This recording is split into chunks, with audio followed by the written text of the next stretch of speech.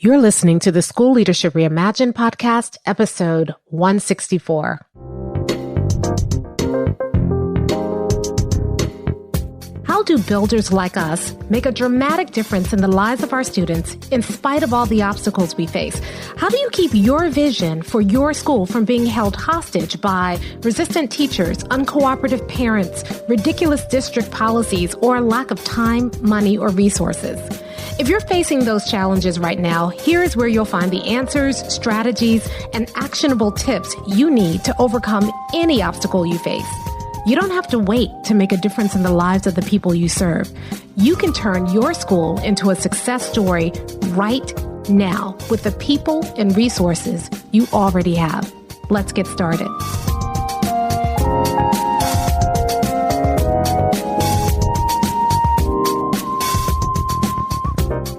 Hey builders, welcome to another episode of the School Leadership Reimagined podcast. I'm your host, Robyn Jackson, and today we are continuing our Summer Rewind series. Today we're going to rewind to episode 76, and that episode had a pretty provocative title. The title of the episode is Why You May Want to Throw Away Your School Improvement Plan. Now, if you were trained the way most of us were trained, then right now you are probably working really hard to either develop or refine your year-long school improvement plan, even though you know that things are going to change. And one of the challenges of school improvement planning is we get in the summer, we get all hyped up. Yeah, we're going to do all this throughout the year, but we know that that plan is a work of fiction. We know that there are going to be things that happen in the year that we can't even anticipate that threaten to derail our plan. And anytime that you hold yourself to a year-long plan under those conditions, you are setting yourself up for failure and disappointment. Well, builders plan differently. We don't think in full year plans. We have a vision that we want to achieve, and usually the timeline we give our vision is 3 years or less. But even though we have that vision we want to achieve, we realize that how we achieve that vision is going to necessarily shift. You know, we have a saying at MindSteps that we always say called new level, new devil. And the idea is that every time you move your school forward, you face new challenges you couldn't even anticipate when you first started. And so we really, instead of thinking about these year-long school improvement plans, we should be thinking about planning in 90-day cycles. You know, inside of Buildership University, we have a quarterly planning sprint. And every 90 days, we sit down and we create a plan for the next 90 days. We intentionally go back and we reflect on what we accomplished the previous 90 days, and then what lessons we learned and how we're going to use those lessons for the next 90 days. It's one of the most powerful things that we do. And when we get into that rhythm of not just the year-long school improvement planning, but really sitting down and planning in these 90-day sprints, you have way more focus. You have way more clarity about what you want to accomplish.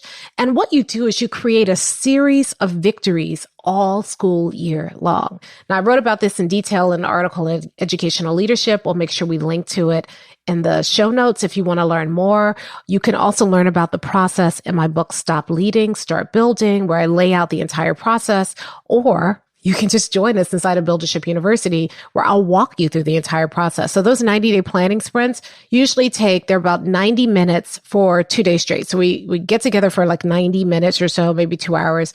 And the first day, we're kind of taking a look at what we learned from our last time. And then the second day, we're creating plans for the next time. And we have all the templates and all the structures for you so that you don't have to figure this out on your own. We will walk you through it. And the nice thing about it is that you're with other builders who are pursuing, these 100% visions alongside of you. So you get to hear what they're doing. They hear what you're doing. They contribute. People connect. Oh, I need that. Can you send me that resource? People share what they're working on so you can see it.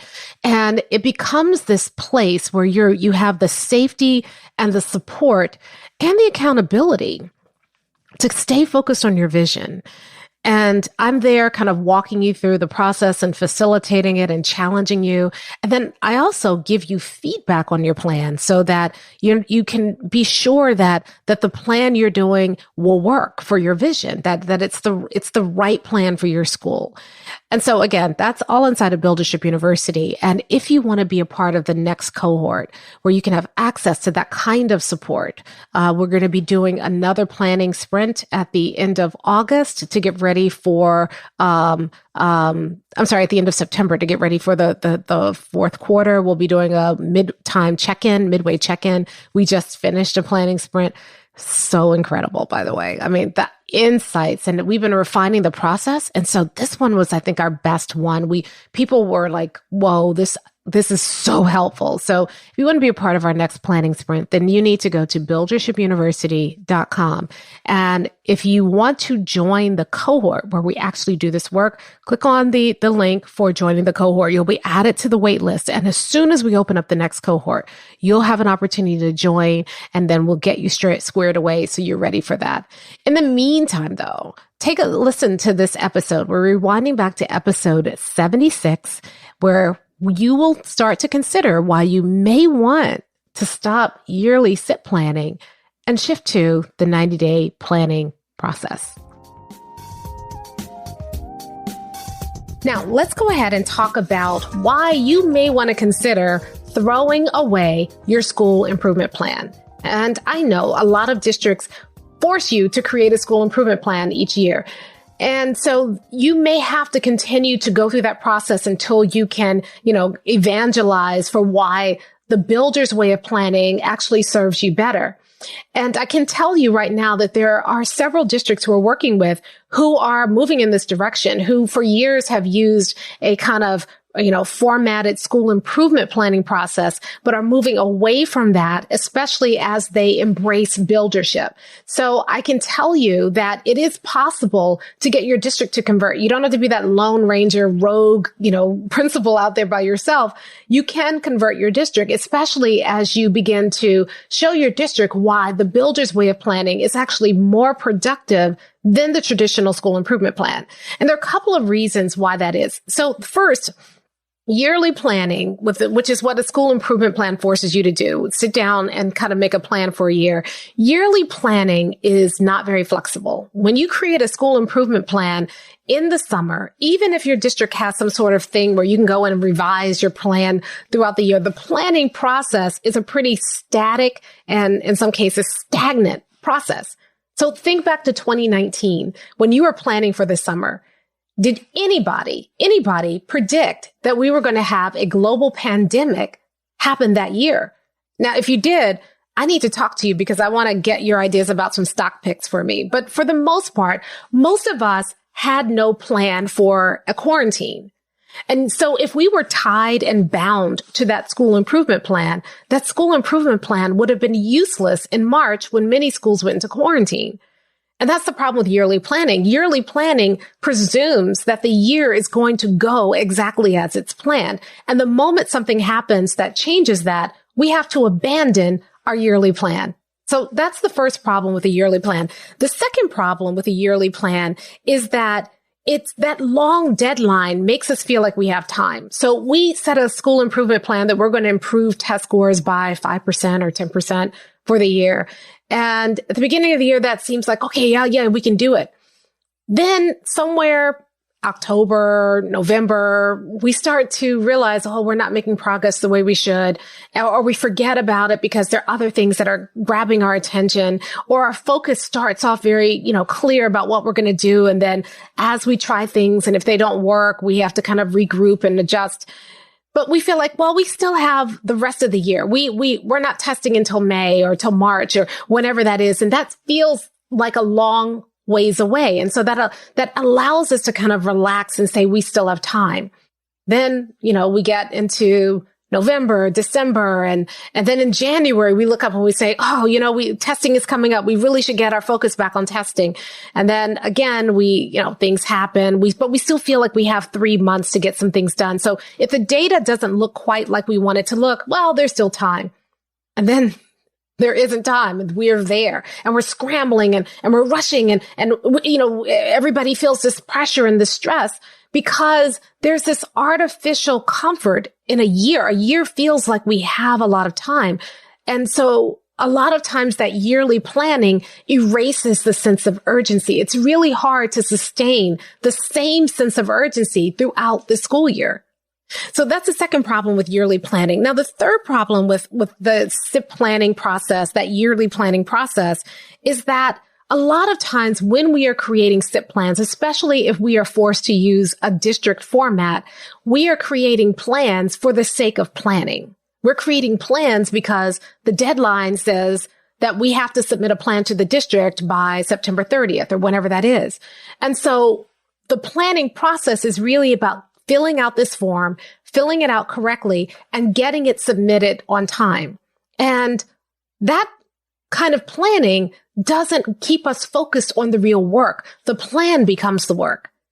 When in reality, there's real work to be done for students right now. But if the plan becomes the work, if it's just about creating that SIP plan and getting it turned in, then a lot of times we get into compliance mode where we're trying to fill out a plan so that we can submit it, rather than using that planning time as an opportunity to really think, what is the work we should be focused on right now? And how do we take care of that work so that we remove some barriers out of our way and we make progress that isn't temporary progress, it's permanent. So as you can see, and you probably know this intuitively, SIP planning has its issues. It has its problems. And yet that's what we do. Most organizations do that, not just schools. Most companies do that. They have an annual planning meeting. They set a yearly goal. That's the way we were trained to do as leaders. And so if you are dissatisfied by the SIP planning process, or if you feel like the SIP planning process is an exercise in compliance, but it doesn't really help you achieve your goals, or if you're frustrated because every year you set down and create a SIP plan with the best of intentions, but then throughout the year, you never hit your goals, you beat yourself up because, you think, well, maybe it's me. We got to get better at executing, and you beat yourself up. I want you to know that the problem is not you. It's a SIP planning process.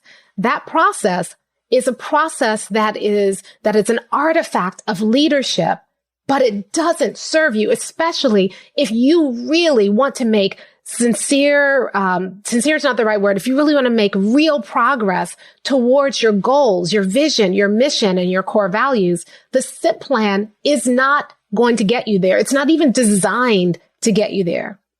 So now I want to talk to you about what builders do.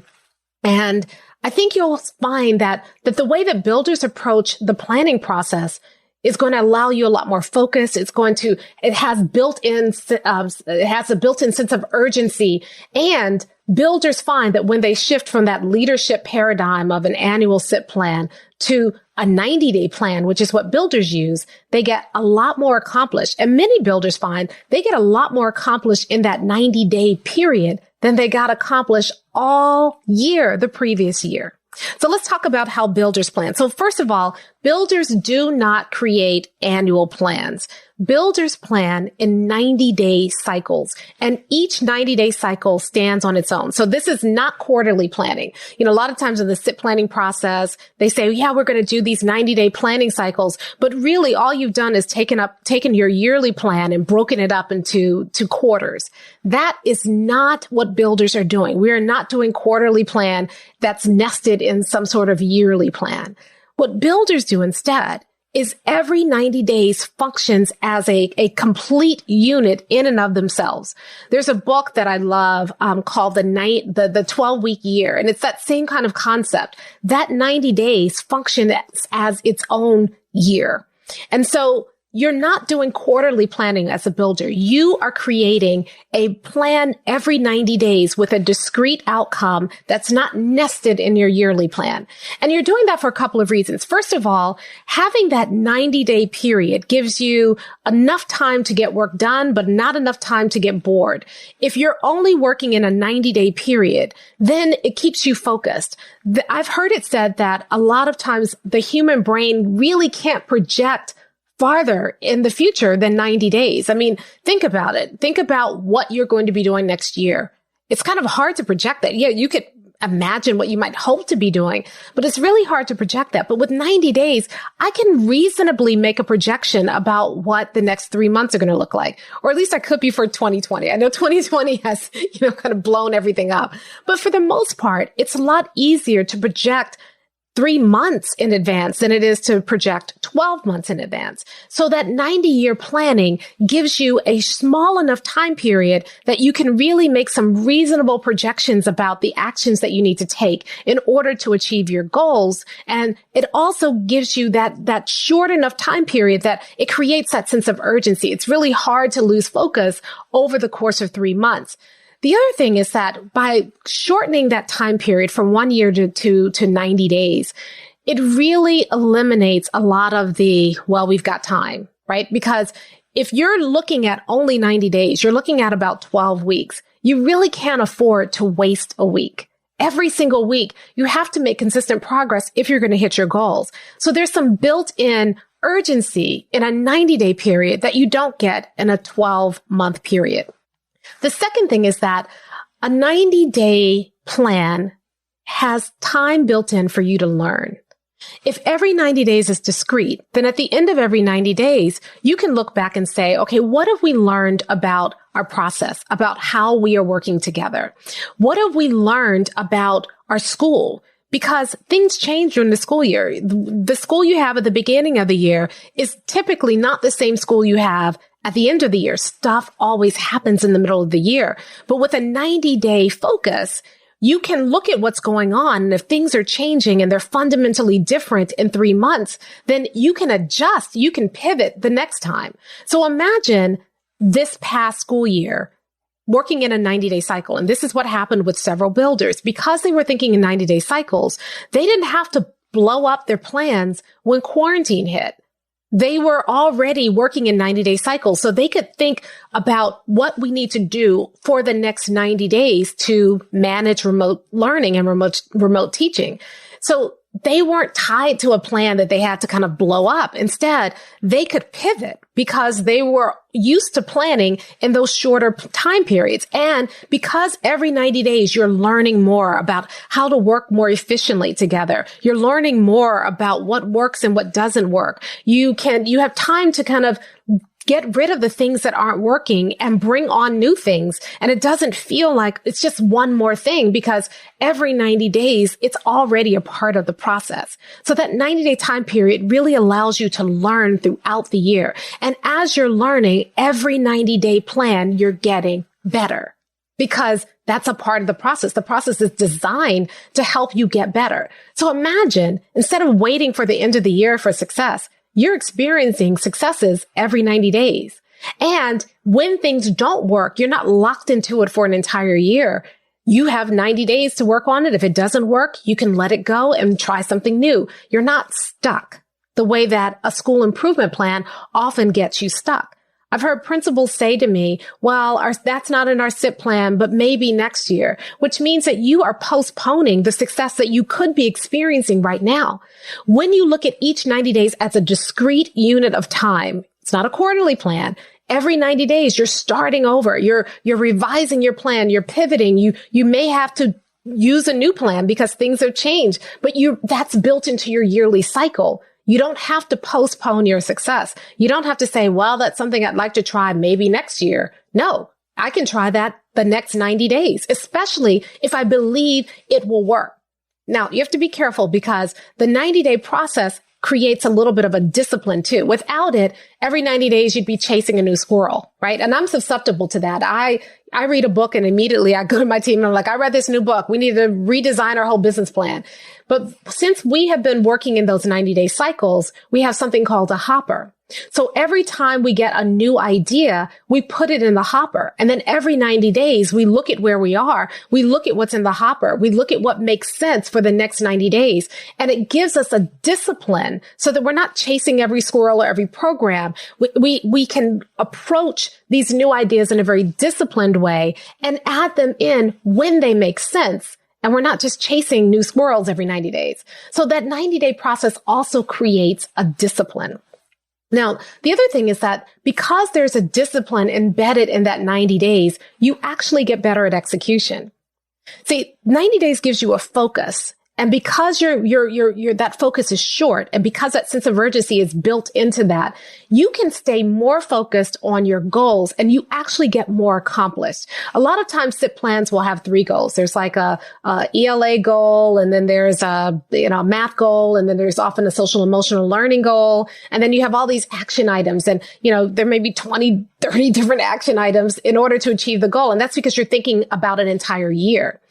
When you focus on 90 days, you're saying, okay, what is the most important thing that we need to accomplish in the next 90 days to get us closer to realizing our vision, to living out our mission more fully, and to making sure that our core values are truly embedded in our culture. And so you get more discrete goals. And then you get action items. And because that 90-day process means you're checking in every single week, you can monitor your activity. You can actually become more focused because it's built into the process. A lot of times when you write SIP plans, you have action items, and maybe you even go as far as to have action items and owners and due dates, but you're looking at a year-long process. So it's really hard to stay on top of the 20 action items. A lot of times you may list an action item that needs to get done right now. You may list another action item that doesn't need to get done until October, but then you forget about it because you're not looking at the plan every week. And when October comes along, you forget about that action. And then when you look at the plan again in January, you're like, oh, we should have done this in October. And you can see what a mess that is. But when you have a 90-day plan, those action items are things that must be accomplished in the next 3 months. And every week for the next 12 weeks, we're checking in. Did we do this? Did we do that? And that gives you that focus. It creates that built-in discipline. You don't have to worry about your own willpower to get stuff done. Instead, the 90-day plan has built-in execution so that you actually execute more. And as a result, you get more done. And that's the other reason I love that 90-day cycle, because when you have that 90-day cycle, success becomes more predictable. And here's what I mean by that. Every 90 days, you have a very discrete unit of success that you're working towards, whatever that success is. So instead of saying we're going to raise test scores, you're saying we're going to implement these things. And those things we believe will raise test scores. So you don't have to wait until the spring when test scores come out to know whether or not things worked.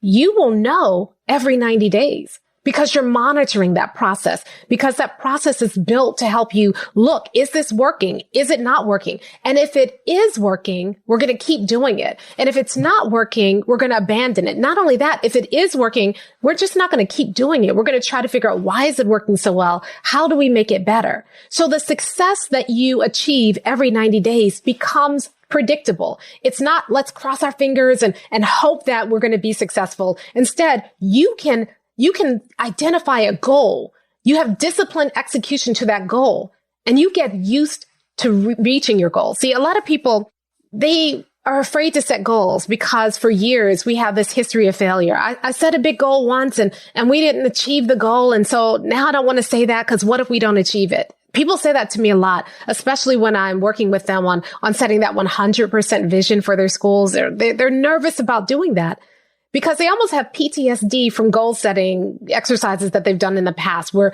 they set an ambitious goal, but because they set it too far out in the future, because they didn't have this 90-day planning process, they didn't achieve the goal. But when you have this process in place, you go from one success to the next. And even if you don't hit your target at the end of that 90 days, what you have learned is so valuable that if you implement it the next 90 days, not only do you hit your target, but you are better as a team. It's not just about hitting goals. It's about getting better at hitting goals. So you have the success of hitting your goals, but you also have that success that we are executing better. We're working better together. We're getting better about understanding our challenges. We're getting better about knocking down our challenges permanently, once and for all. So I want to propose to you today that you consider abandoning the SIP planning process. Now, if your district still requires you to create a SIP plan, go ahead and do it. But after you've done that, then I want you to sit down with your team and I want you to think about not quarterly planning, but instead I want you to think about that 90 days as a discrete unit of time. I want you to identify what is the most important thing that we could accomplish in the next 90 days, that if we did that, it would put us closer to our vision. We'd see these huge gains, or we'd eliminate something that's standing in the way of our vision. It would help us to do work that's more on mission, more aligned with why we are doing this work. Or it would remove some barrier that's keeping us from doing that. Or it will help us live out our core values better. Or again, remove a barrier that's keeping us from doing that. If you do that, and if you really follow the 90-day planning process, here's what will happen. 3 months from now, you will be celebrating a huge success, a big win. You don't have to wait until the end of the school year. No, 3 months from now, you'll be celebrating. Not only that, over the course of the next 12 weeks, you're going to be learning so much. You're going to be getting better. You're going to be refining that. And as you do that, you're going to start getting used to being successful. So instead of the PTSD around, I've set goals in the past and they didn't work, or, the goal planning exercises we were taught to do as leaders, you're going to start developing a new level of confidence that we can set and meet goals. And that's going to transform your culture, because instead of your teacher saying, I hope we get there, I'd like to get there, but, and then giving you some excuse, those excuses will evaporate because you're proving that you as an organization can set and meet ambitious goals. So your goals are going to get bigger, but your effectiveness is going to expand exponentially because you are getting better and better every single 90 days. You don't have to wait for success. Builders don't do that. We're impatient. We want success now, and we believe our kids deserve that. Not only that, your teachers deserve to be a part of an organization that is moving. Everybody wants to be a part of success. So when you start to build success upon success upon success, when you write success story after success story after success story, your teachers start to change. They begin to believe we can do hard things. We can be successful. And then when they do that, it unleashes their creativity. It unleashes their willingness to go the extra mile for students, because they start believing that 100% vision is possible, because they see that you are making consistent and extraordinary progress towards your vision. So here's what I want to challenge you to do. Instead of SIP planning, just think about the next 3 months. What is the most important thing that you can accomplish in the next 3 months that if you accomplish that, it would change things radically for your students and for your teachers and for your school? And then sit down and instead of writing a year-long plan, think about planning for just the next 90 days. Set a goal that you want to accomplish 12 weeks from now, and then work towards that goal. If you do that, you're going to start stacking your successes because you've learned how to plan like a builder. Now, if you want some extra help with the 90-day planning, here are 2 things I recommend. 1, we teach you this entire process at Builders Lab. And so you can sign up for January's Builders Lab, and we'll walk you through the entire 90-day planning process and how you can pinpoint that. But 2, if you're ready to get started right now, well, in Buildership University, we have all kinds of resources for helping you develop this 90-day planning process. And because we have live office hours with me, I can help support you over the 90 days to kind of coach you through that process as well. So if you want our help, just go to mindstepsync.com.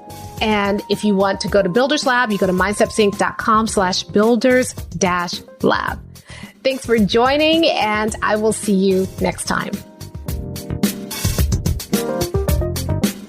Hey, if you're ready to get started being a builder right away, then I want to invite you to join us at Buildership University. It's our exclusive online community for builders just like you, where you'll be able to get the exact training that you need to turn your school into a success story right now with the people and resources you already have. Inside, you'll find our best online courses, live trainings with me, tons of resources, templates, and exemplars, and monthly live office hours with me where you can ask me anything and get my help on whatever challenge you're facing right now.